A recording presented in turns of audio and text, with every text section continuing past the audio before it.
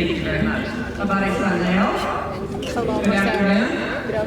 President Ruto, governors, distinguished guests, the best at sentence in the English language, all protocols observed. It is a pleasure to be in El Dorado at this Devolution conference, my first. And I'm delighted to have this opportunity to speak to you today. Yushirikado wa Wakenya na Marekani ni imara. Umejengwa kwa miaka 60 ya mbele na maslahi ya pamoja.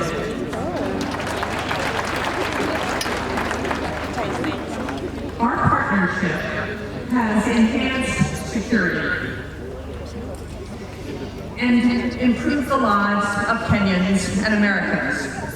Since I arrived in Kenya, my team and I have been focused on strengthening the U.S.-Kenya trade investment relationship in coordination with the Kenyan government. The presentation that you are about to hear is one that I have given many times over the past several months to encourage businesses to invest in Africa and Kenya. I want you to hear the pitch too, and hope that you use the data for your own pitches. And I welcome you to add your county to this story.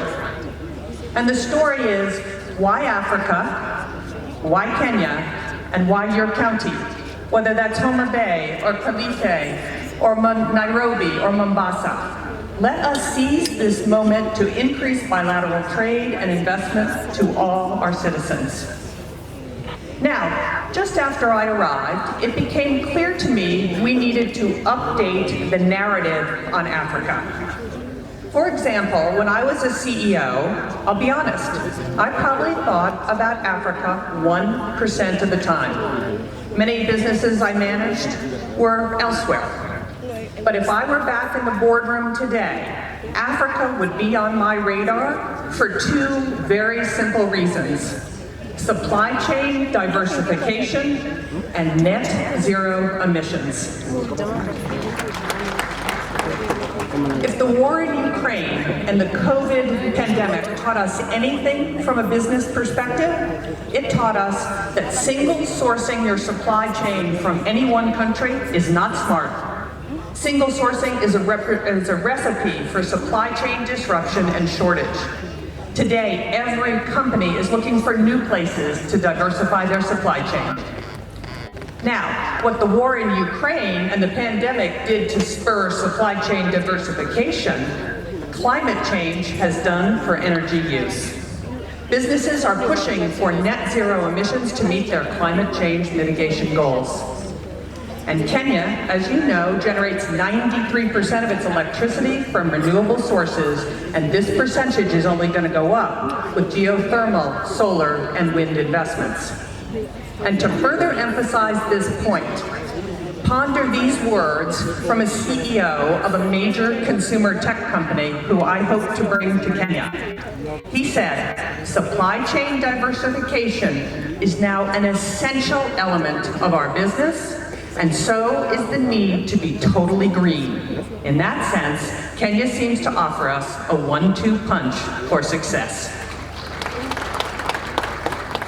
Now, at the embassy, we've been doing a lot of trade and investment data analysis since my arrival. And what I have learned has been surprising and paints a far more dynamic business outlook for Africa than most Americans understand. And here are some data points that I found particularly interesting, and ones that I share often with American businesses. Why Africa is the first question American businesses have. By 2015, 1 in 4 humans, a quarter of the world's population, will live on the African continent. And 1/3 of the working age people will live on the African continent. It's the youngest population on the world. 60% of the population is under 25. And in my view, Africa is the last and largest emerging market and offers the last big supply chain and consumer prospects, much like the opportunities we saw in Southeast Asia 20 years ago. Now that's how I'm talking about Africa to US businesses. Let's zoom in on how I'm talking about why Kenya should be everyone's destination in Africa. Kenya is the most stable democracy in Africa. Kenya is the gateway to the East African market of almost 500 million consumers. Kenya is the regional logistics hub. Kenya is the leading regional financial hub, and Kenya, with its Silicon Savannah and super smart engineers, is the region's ICT hub. Kenya is a leading destination for foreign direct investment and venture capital, and Kenya has a young, educated, entrepreneurial, and English-speaking workforce. Kenya generates, as I said, over 93% of its energy from renewable sources, and Kenya's largest export market is the United States. Let me repeat, Kenya's largest export is the United States, and we feel Kenya is ready for liftoff as it diversifies. Let me unpack a couple of these areas. Democracy. I arrived in Kenya days before the August 22 general elections. What I witnessed was nothing short of remarkable. Kenya held what many analysts and commentators say was the freest, fairest, and most credible election in Kenyan history. The elections were observed by international and local election organizations, and the results were upheld by the Kenyan Supreme Court, and power was transferred orderly and peacefully at the time. Now, gateway to East Africa. As I said, Kenya is the gateway to East Africa. 80% of East African regional trade passes through Kenya's Mombasa port. In addition, Jomo Kenyatta International Airport in Nairobi is the busiest airport in East Africa, served by 40 passenger airlines and 25 cargo carriers, including FedEx and DHL. Kenya also has some excellent infrastructure, such as the standard gauge railway, a series of new roads, and modern ports. From a financial and technology hub perspective, Kenya is already the regional financial hub for East Africa. Several international banks have been present in Nairobi for decades, and five major global financial institutions like the World Bank and the International Monetary Fund have established their regional headquarters in Nairobi. The region's regional stock market sits in Nairobi, and the city hosts the necessary legal, accounting, and consultancy services to preserve and accelerate this. Great, thank you.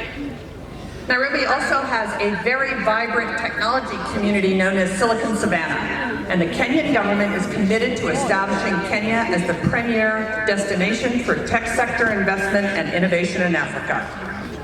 Many leading US companies are already in Kenya, including the names that you see on the screen. Emerging, but also hugely impactful, having a little trouble there. Emerging, but also hugely impactful Kenyan tech companies like Copia Global, Semiconductor Limited, Twiga Foods, Market Force, Power Financial Wellness, and others are here in Kenya. I've met these companies, I've visited their operations, and what I see happening here has many of the critical components that make Silicon Savannah of even bigger success. Now, at the nexus of finance and technology sits one of the most impressive companies I have ever seen, M-Pesa. M-Pesa has annual revenues of over $1 billion US, $360 billion of gross market value flowed through the platform last year. And it has an open API of over 60,000 developers.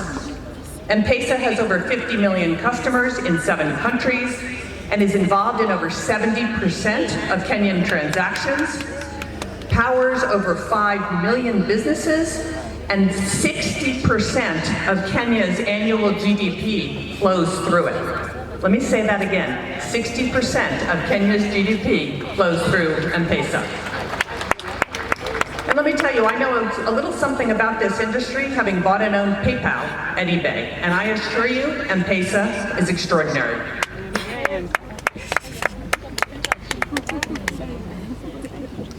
M-Pesa alone demonstrates the brilliant business minds at work in Kenya, devising African solutions to global problems. Foreign direct investment and venture capital, Kenya has attracted significant foreign direct investment and is a leading destination for venture capital. Interestingly, when venture capital flows decreased 35% globally last year, total funding in Africa actually increased 8%. Even more impressive, while venture capital to Nigeria was down 36% and essentially flat in South Africa, funding to Kenya increased by 33%. You go Kenya.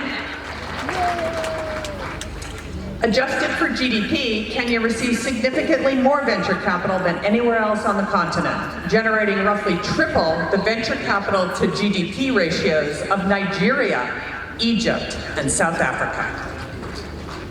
Unlike its continental competitors who attract predominantly fintech-led investments, Kenya venture capital flows are more diverse, led by e-commerce and clean tech, followed by fintech, agri-tech, and enterprise investments. And what's even more unique for Kenya, in 2022, Kenyan women-founded startups raised $146 million in equity, more than any other country on the entire continent. As I said, more than 90% of Kenya's on-grid electricity is currently generated from renewable sources, primarily geothermal, wind, and solar. A great example is Kapeto in Kajiado County. It's the second largest wind farm in Kenya, proudly supported by the U.S. International Development Finance Corp and Power Africa. And it is phenomenal that Kenya has committed to reaching 100% renewable energy by 2030 and is already close to achieving that goal. From a workforce perspective, Kenya is English-speaking, has high literacy rates, and strong primary, secondary, and tertiary education systems. And every firm that I have spoken to about the quality of Kenyan workforce says this: the Kenyan workforce is their best workforce in the world. As I mentioned, in 2022, the United States became Kenya's largest export market, edging ahead of neighboring Uganda. In total, Kenya exported $890 million in goods to the United States last year, and in addition, the United States exported around $600 million in goods to Kenya. So $1.5 billion in total U.S.-Kenya trade. It's fairly balanced and is expected to increase as the United States and Kenya negotiate a first-of-its-kind bilateral trade agreement that we hope will be done by the end of this year. And we hope this agreement will be a model for the rest of the continent once signed. So, now you know why I am so enthusiastic about the Kenyan prospects and the Kenyan investment climate. But when I talk to American investors, they have some questions. And there are room for improvement. The Ruto administration has made great strides and is committed to building a business-friendly environment. But if it is to accomplish the goal, the government's going to have to address a few issues. And the first is taxes. Kenya must have a consistent, transparent, and fairly administered national tax policy to attract and retain foreign direct investment and accelerate economic development. The tax rates don't need to be the lowest, they need to be the most consistent. And all of you know, some work still needs to be done, but the recent finance bill had many changes that will make Kenya's tax policy more consistent and therefore more bankable by foreign direct investment. Without a doubt, corruption is a critical issue and one that must be addressed for Kenya to reach its full potential in all areas of development. Everyone knows corruption leads to misuse of public resources, slows economic growth and job creation, and damages the investment climate, as well as undermining equal participation in the prosperity of this country. However, while corruption does remain a challenge in Kenya, as in other developing markets, third-party measures of corruption indicate positive trends and some progress in recent years. According to the United States Millennium Challenge Corporation's country scorecard for 2023, Kenya's score for control of corruption was 0.28, representing its third passing score in a row and its highest score to date. But to put this number in perspective, Kenya's 0.28 was superior to India's 0.18 and Vietnam's 0.19. And what I can tell you is Americans don't give it a second thought to invest in India. In addition, President Ruto has cracked down on corruption, calling out government agencies that engage in unscrupulous practices and firing government officials involved. Now, I also get a lot of questions about Kenya's debt. Kenya, like many developing countries, is burdened with high debt, limiting its ability to fund public services and infrastructure in line with its ambitions. According to the IMF, Kenya's debt to GDP ratio is 69%, but this number is not an outlier amongst regional averages. For comparison, Malaysia's debt to GDP stood at 69% in 2021, while India's ratio was 83% in 2022. Another area I get a ton of questions on is cargo clearance. Now, despite improving logistics, the delivered cost of a container to Kenya remains significantly higher than the container shipments landing in Europe or Asia. So there is room for improvement on cost, but here's a great fact. Back in 2010, it took over 11 days to clear a container at the port of Mombasa. Today, it takes 3.5 days. And this reduction has occurred despite cargo increasing over the past 5 years from 27 million metric tons in 2016 to nearly 35 million metric tons in 2021. So this is an important thing for Americans. This is an excellent opportunity, I think, to put to rest the argument that Kenya is not a manufacturing country. True, Kenya has room to grow in this sector, but manufacturing is happening here. And let me give you a few examples of Kenya's manufacturing prowess. Gearbox in Nairobi County, a high-mix, low-flow electronics manufacturer, runs a state-of-the-art, what we call a surface mount assembly line. And in November of 2022, began manufacturing Raspberry Pi's Pico product for the African market. Gearbox's production quality, catch this, meets or exceeds that of Raspberry Pi's other production sites in Wales and Japan, producing a first pass yield of 99.6%. Semiconductor Technologies, a US-owned semiconductor manufacturing and nanotechnology company in Nyeri County, is growing rapidly and has hired more than 80 Kenyan engineers in the last 12 months. Kenya's Revital Healthcare in Kilifi County is one of the largest manufacturers of medical products in Africa, producing 48 devices and exporting to 28 countries. Isuzu has operated an East Africa assembly plant in Nairobi since 1977, selling more than 90,000 units with more than 15 models. And there's also a robust and growing e-mobility manufacturing assembly industry in Kenya. Kenya is the future for Africa's 2- and 3-wheel e-vehicles and e-buses. And lastly, when we talk about trade, we have to talk about apparel and apparel manufacturing. Last year, Kenya recorded its highest ever apparel exports to the United States, over $540 million, employing nearly 200,000 Kenyans, mostly young women.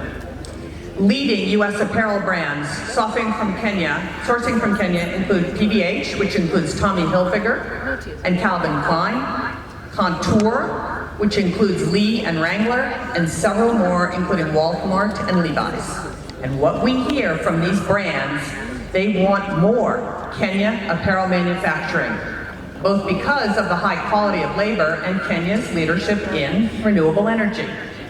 Brands are steadily moving production operations to Kenya from Sri Lanka, Bangladesh, Ethiopia, and China because of what you have to offer. And more of this is on the way. I think apparel manufacturing may be the biggest near-term employment opportunity in all of Kenya. So clearly, there is something happening here. It's abundantly clear to me, and every day I try to make abundantly clear to the international audience that Kenya is open for business. Over the past year, the Kenyan government has been implementing real measures to improve economic conditions and create a business-friendly investment climate throughout the country. Following months of deliberation and consultations with the political and the business community, President Ruto announced the following reforms at the March American Chamber of Commerce Business Summit. A consistent, fair, predictable, and enduring tax regime. Alignment of Kenya's data protection regulations with the multilateral global cross-border private rules framework. A 6-month deadline for KRA to either pay all verified tax refund claims or provide offsets. Elimination of the VAT on export services. Elimination of the domestic equity requirement for ICT companies. Removal of tax on stock-based compensation for employees of all startups. And commitment to adhere to the OECD two-pillar solution framework for digital services tax. And finally, a commitment to revitalize Kenya's special economic zones to maximize their competitiveness, and more reforms are in the pipeline. As you can see, there is so much opportunity in Kenya, and an opportunity to bring the US and Kenyan businesses closer together. All of what I'm about to announce has happened in the last 12 months. In agriculture, Del Monte, the largest private sector employee in Kenya, has invested $5.5 million in a new state-of-the-art fresh fruit packing facility in Kiambu County. Kentegra, a US-Kenya company on the forefront of restoring Kenya as the leading producer of organic insecticide, is building a new $15 million pyrethrum refinery in Nakuru County, benefiting over 90,000 farmers. Regen Organics, an incredibly innovative company founded by young MIT graduates, they're like 27, turning waste into fertilizer, fuel, and animal feed. They will expand their farm and organic waste collection, more than doubling their production of affordable, locally produced agriculture inputs benefiting 10,000 farmers, and they're building a new $7 million factory that will create 500 jobs in Kakamega County. In apparel, the industry that continues year-on-year expansion, new partnerships have been launched with several leading manufacturing companies, including MAS and Mega, Coast Apparel, and UAL. And they will create at least 20,000 additional jobs and increase exports by 200 million in the next year. Many of these investments are in Machakos County. Best Corporation, also in Machakos, will launch a new apparel manufacturing facility in mid-2023 with plans to hire 2,400 new employees. And NextGen will build a state-of-the-art apparel labeling and packaging facility that has already broken ground and will be operational in September. In ICT and innovation, CCI Global, the largest business process outsourcing company in Kenya, has doubled its workforce to 8,000. In the next 6 months, they will add 4,000 jobs in Kenya, in Kiambu County, for American clients like United Airlines, Spirit Airlines, JetBlue, AT&T, and Shift. In energy, Milele Energy, a US company, just concluded a deal to acquire part of the Turkana wind power project, one of the largest in Africa, and produce over 20% of Kenya's electricity in 2022, with huge plans for expansion. And last but certainly not least, in the medical pharma industry, the government of Kenya and Moderna finalized an agreement to build a new $500 million vaccine manufacturing facility in Kiambu County. This will be the only such facility on the African continent for Moderna, and their first factory outside the United States. Moderna's investment should be a catalyst for the medical industry in Africa, producing over 500 million vaccines a year. All of this has happened in the last 12 months. So all you need to do, Mr. President, is do that again in the next 12 months. And there are more exciting developments happening every day. American sports associations like the NBA, the NFL, Major League Baseball, Major League Soccer, and the entertainment icon, the Grammys, are all currently looking for a home in Kenya. And the television and movie industries are discovering Kenya too. Everyone thinks Nigeria has the market on this. But just look at the fact that Kenya now has a Real Housewives of Nairobi.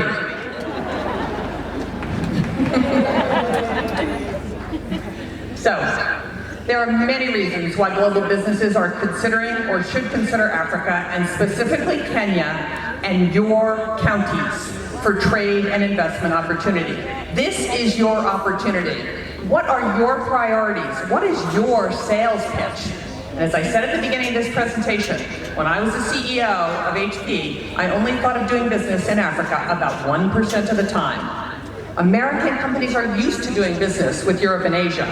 How will you convince them to make doing business in Kenya just as routine?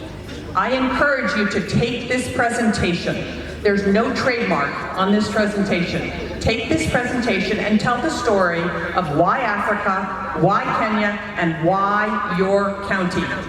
Why Garissa? Why Mombasa? Why Isiolo? Why Nakuru? Why any county in the country? You should be able to answer the question, why Africa, why Kenya, and why your county? So to conclude, the United States and Kenya are open for business. And to quote President Ruto, Kenya needs business. So we have work to do. We need to roll up our sleeves and deliver the results.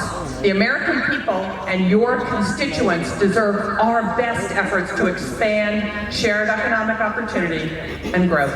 Asante sana.